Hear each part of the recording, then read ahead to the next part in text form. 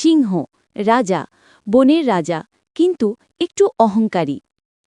ইঁদুর কুটুস, ছোট কিন্তু সাহসী এবং দয়ালু। বনের পথ, রাজা সিংহ গাম্ভীর্যের সাথে হাঁটছে। কুটুস ইঁদুর পাশ দিয়ে যাওয়ার সময় সিংহ তাকে তুচ্ছ করে। রাজা সিংহ চিৎকার করে, এই ছোট প্রাণী, আমার পথ থেকে সর। বনের রাজা আমি, তোর মতো তুচ্ছ ইঁদুরকে আমার দরকার নেই।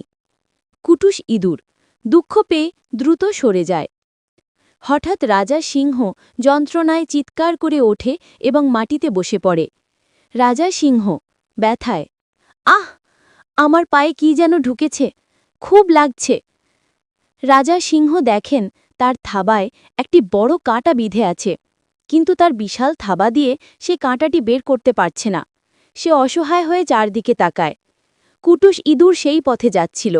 সিংহের কষ্ট দেখে সে ভয় না পেয়ে এগিয়ে আসে। কুটুস ইঁদুর, মহারাজ, ভয় পাবেন না, আমি আপনাকে সাহায্য করতে পারি। কুটুস ইঁদুর তার ছোট ধারালো দাঁত দিয়ে অত্যন্ত সাবধানে কাঁটাটি ধরে টেনে বের করে দেয়। রাজা সিংহ লজ্জা ও কৃতজ্ঞতার সাথে, কুটুস, তুমি আমার জীবন বাঁচালে। তুমি তো তুচ্ছ নও, তুমি আমার বন্ধু। ফলাফল, রাজা সিংহ আর ইঁদুর একে অপরের দিকে বন্ধুত্বের হাসি হাসে। ভিডিওটি ভালো লাগলে লাইক করে